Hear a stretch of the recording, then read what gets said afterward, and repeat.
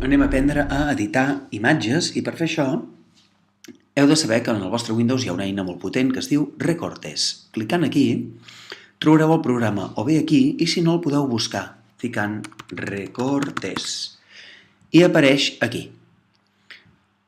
El primer que heu de fer és Recortes surt ja per defecte activat. Cancel·leu i així podeu moure la finestra allà on vulgueu, minimitzar-la o treure-la quan us faci falta.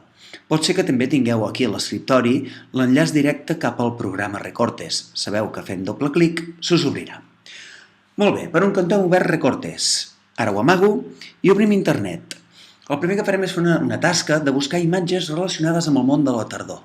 Per tant, posaré aquí tardor.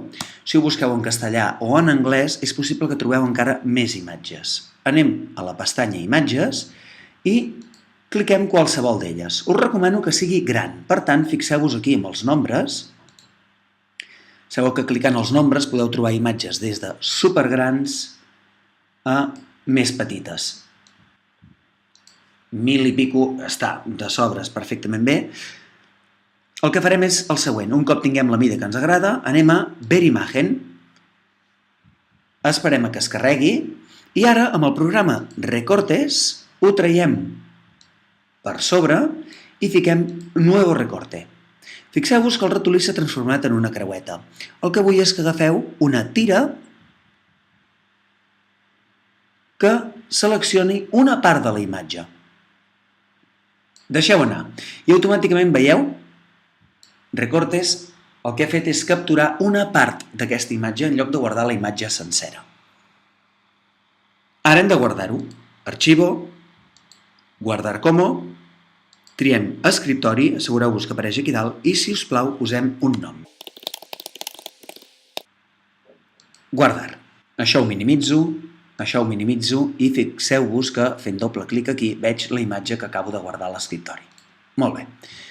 Continuem buscant altres imatges de tardor. Tanco aquesta pestanya, tanco aquí i busco, tirant enrere, tanco aquí i busquem una altra imatge relacionada amb el món de la tardor. Per exemple, aquesta. És un palet petita, hauria de com a mínim ser 1000 i pico. Recordeu, Ver imagen perquè realment la veiem amb el tamany original. I ara fem Nuevo recorte. I tornem a fer el mateix procediment. Més o menys hem d'aconseguir que el tros que seleccionem sigui igual que l'anterior, aproximadament. Deixem anar, arxivo, guardar como, a l'escriptori i nom. Guardar.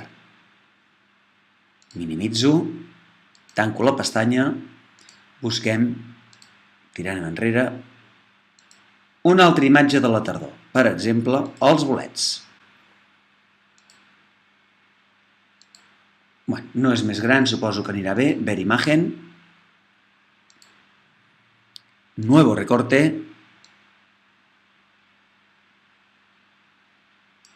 Deixem anar. Arxivo. Guardar como. Escriptori. I nom. Desar. Un cop tenim a l'escriptori tots els retalls, el que farem és crear una composició amb aquests 4 retalls. Crear una imatge de 4 trossos d'imatge diferents. Per fer això utilitzarem un altre programa que ve de sèrie que es diu Paint. Si no el trobeu aquí, recordeu que podeu clicar i buscar en el sistema el programa. Ja l'he trobat i s'obre.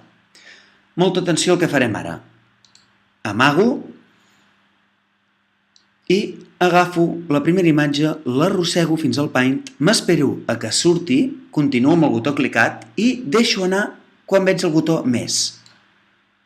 Fixeu-vos que automàticament acabo d'inserir una imatge al programa Paint i per defecte surt a la mida que jo tinc la imatge retallada.